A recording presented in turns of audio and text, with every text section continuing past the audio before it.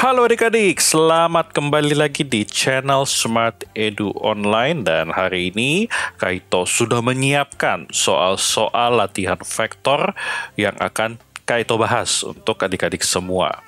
Nah, di sini ada 6 soal pilihan ganda dan Kaito akan memperlihatkan kepada adik-adik bagaimana cara menganalisis soal-soal ini. Dan sebelum kita mulai, jangan lupa adik-adik untuk like, subscribe, dan share kepada teman-teman kalian. Dan Kaito yakin ini akan membantu kalian dalam menyelesaikan ujian-ujian ataupun tugas yang ada di sekolah kalian. Oke, kita mulai aja. Nomor pertama, di sini dikatakan ada seseorang menarik meja ke arah barat dengan gaya 60 Newton. Jika 1 cm mewakili gaya 15 Newton, gambar vektor gaya tersebut yang benar adalah titik-titik. Kalau kita lihat bersama, di sini ada beberapa kata kunci penting. Nah, kata kuncinya apa saja? Yang pertama adalah ini, arah barat. Nah, ya, barat berarti dia ke sebelah kiri. Dan adik-adik harus selalu ingat bahwa vektor ini adalah besaran yang punya arah dan punya nilai.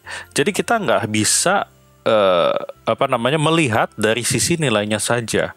Kita harus perhatikan arahnya juga, ke kiri, kanan, atas, atau bawah, gitu ya.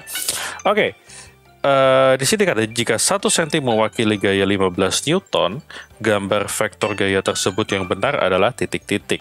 Nah, di sini adalah 15 Newton. Jadi 1 cm 15. Kalau 60 artinya dia harus 4. Betul ya? Nah, kita lihat dari opsi A, B, C, D, E. Jika kita lihat opsi A, dia arahnya sudah dari awal ke kanan. Arahnya ke kanan nih, udah pasti salah. Ya, jadi nggak usah dipusingin lagi. Ya, untuk yang A. Yang B, dia mungkin secara nilai benar 1, 2, 3, 4. Jadi ada 60 Newton.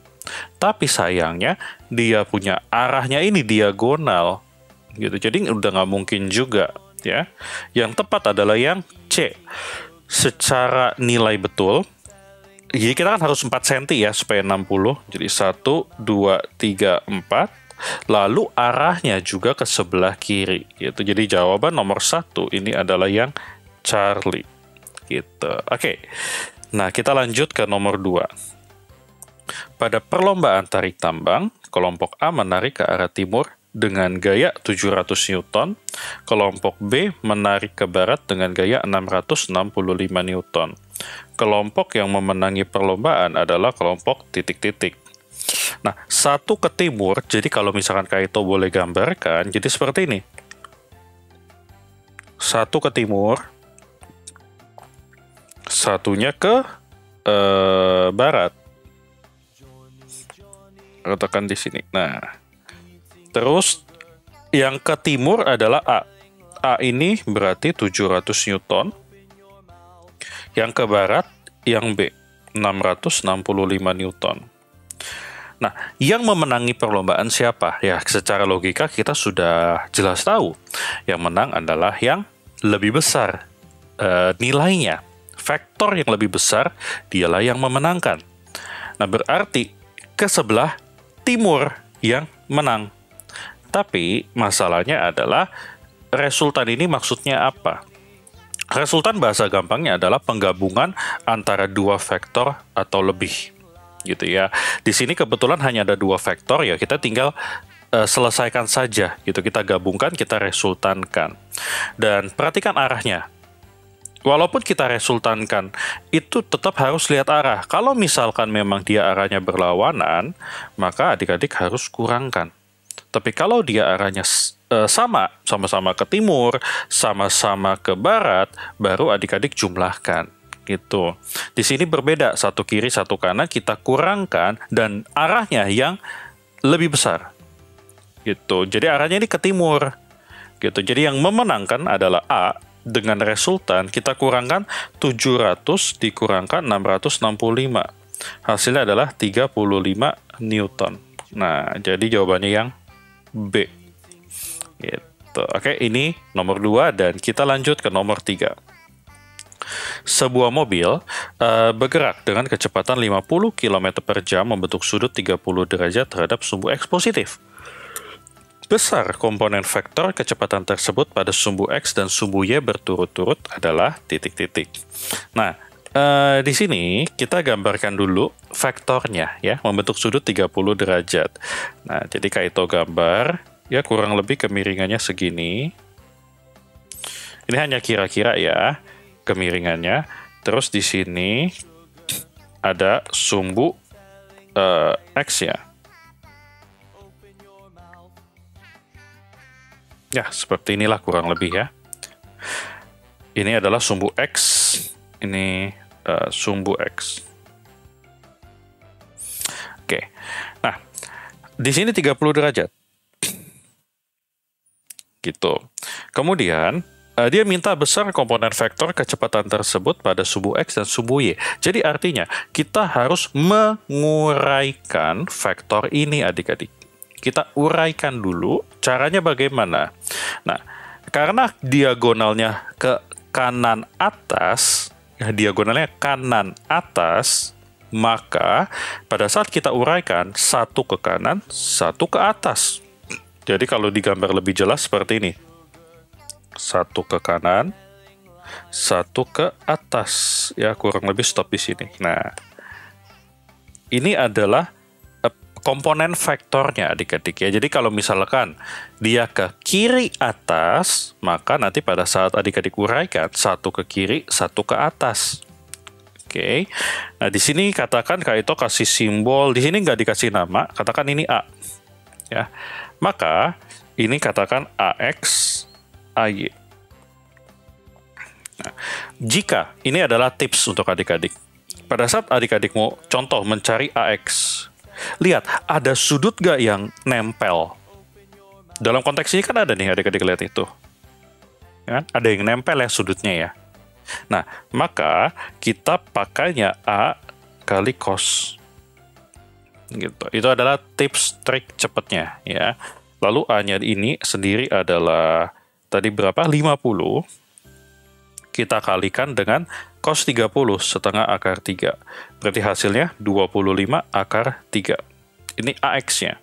Untuk AY, karena di situ tidak ada sudutnya nih, di bagian sisi sini yang nempel dengan AY, artinya dia menggunakan sin. Nah, A-nya 50 kali setengah. Jadi 25 Newton. Kilometer per jam, bukan Newton ya. Jadi harus dicocokkan dengan satuan yang ada, kilometer per jam, kilometer per jam. Kita tinggal lihat PG-nya, X-nya yang 25 akar 3, Y-nya yang 25, yang C jawabannya ya. Gitu. Kemudian, nomor 4. Dua buah gaya masing-masing 10 Newton dan 15 Newton membentuk sudut 60. Besar resultan kedua gaya tersebut adalah titik-titik. Nah, untuk soal ini, kita akan menggunakan rumus adik-adik. Ya, rumus resultan vektor. Rumusnya apa nih? Nah, di sini Kaito akan tuliskan untuk resultan dari dua buah vektor yang saling membentuk sudut, kita bisa gunakan akar A kuadrat tambah B kuadrat ditambah 2AB cos theta. Ini rumus yang akan kita gunakan ya. Lalu kita masukkan saja angkanya.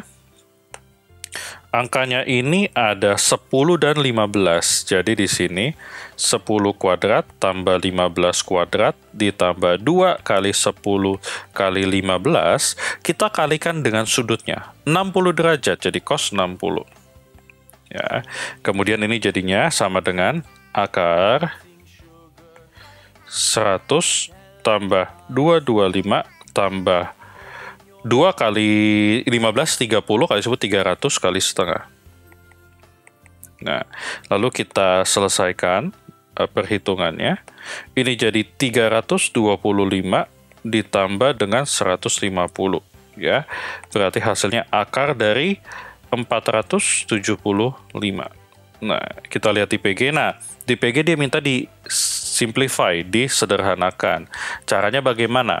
475 ini adik-adik cari faktornya. Katakan bagi 5, berarti di sini 95 dibagi 5, berarti ini adalah 4, jadi 4, 45, berarti 19 ya. Nah, berarti kesimpulannya kan akar dari 5 kuadrat dikali dengan 19, berarti hasilnya 5 akar 19. Nah, jadi jawabannya adalah yang C. Ini adalah untuk nomor 4. Kita masuk ke nomor 5. Dua buah vektor masing-masing 3 meter dan 8 meter dengan satu titik tangkap. Ternyata besar resultannya adalah 7. Nah, dia malah nanya besar sudut apitnya sekarang. Oke.